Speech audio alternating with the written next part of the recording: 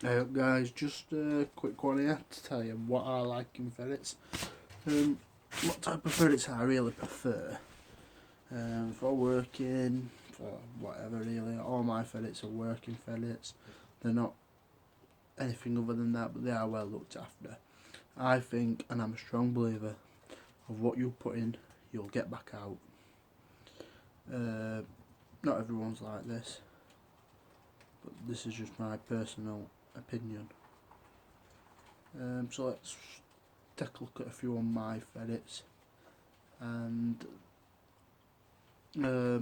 what I prefer in a ferret. Now, these days, people are trying to put the EU polecat back in ferrets, but to me, why? Some are nasty, some bite. If they were that good, there'd be no rabbits around. Because at the end of the day, how I see it, they live in the wild, they're bred in the wild. I've been out, bolted a polecat before, and also caught 20-30 rabbits out of the same warren. Now, if he was that good, there'd be no rabbits in that warren. If I took my ferrets now and put a rabbit in that warren, there wouldn't be 30 rabbits left by the end of a week.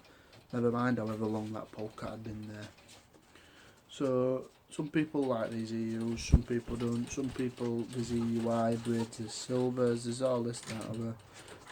I'm not against no one picking any colours. Some people have them for pets, some people, this is just my preference and what I believe a good working ferret should have and what you want a good working ferret to be like. Now, don't matter if it's big, small, dark skinned, light skinned. Personally, I prefer a lighter ferret.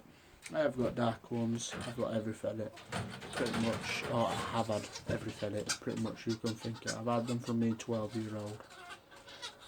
So, let's have a quicker look into my ferrets and just give you a quick show of a few of them. What I like to see in a ferret. Now, we'll start with my two best working ferrets. So, here we go.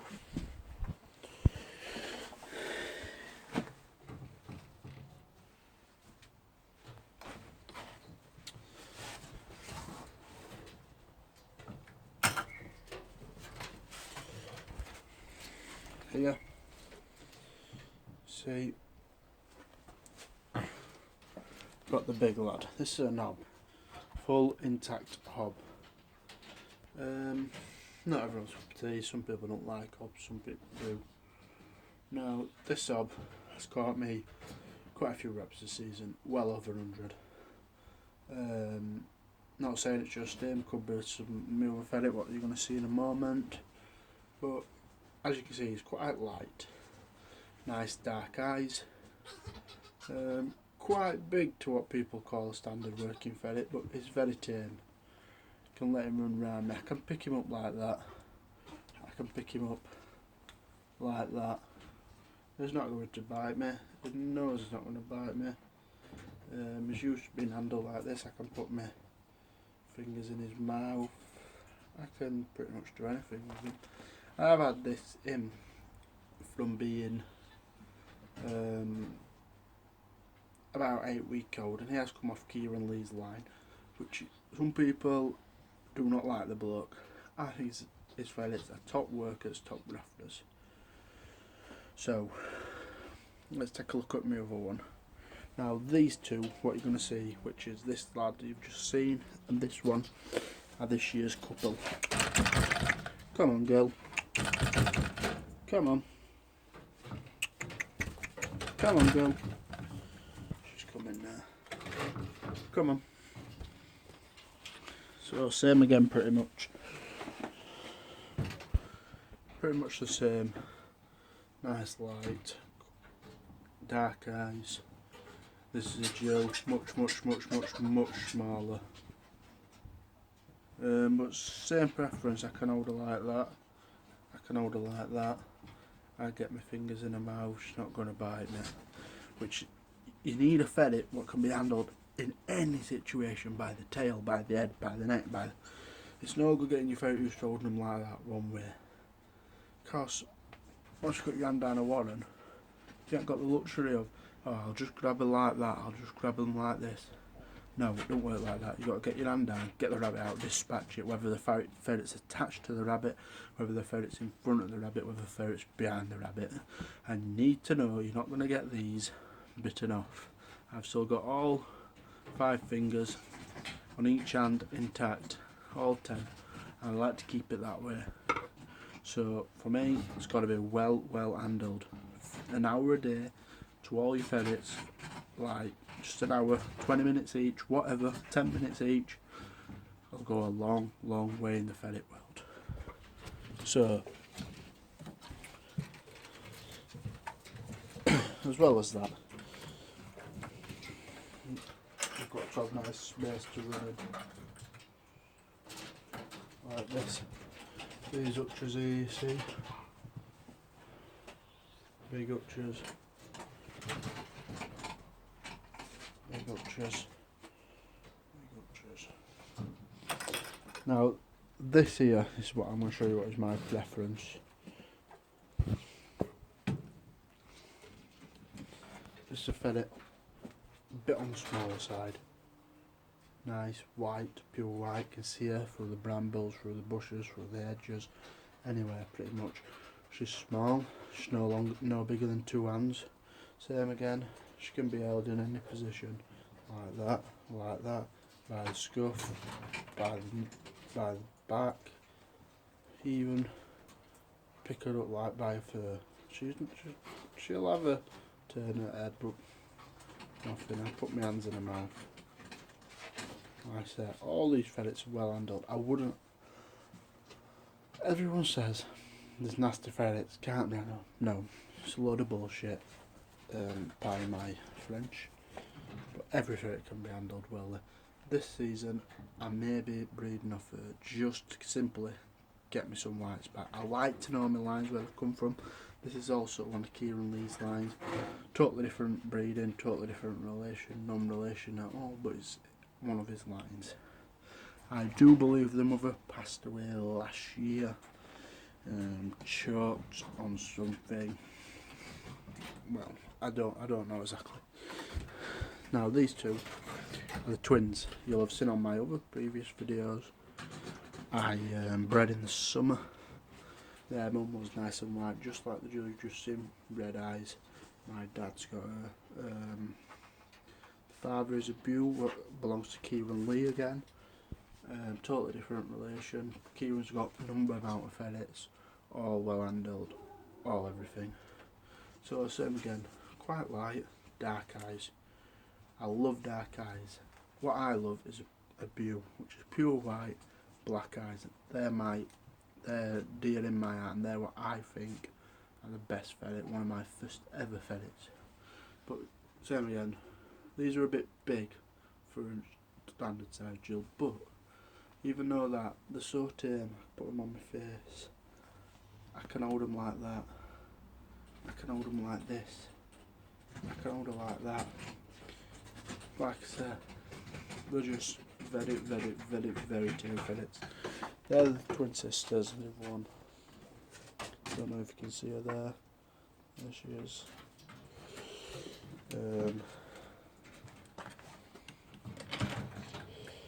Now, I've also just brought another ferret in. He's not in with the others at the moment for the simple reason it's coming into season. It's getting a bit aggressive. They're just starting to all get the hormones now and start fighting, which I've got plenty of space to split them up into however many I need to split them up into. This is a little lob.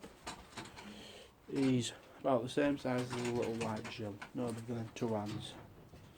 Would make a perfect breeding for the white Jill. Depends how they work also. The white Jill's untested, so is he. The Sandys, what you've seen, the 2 Jills I've bred this year, they work. The 2 in the bottom are my best workers. They've got rabbiting with them now. Catch rabbits all day.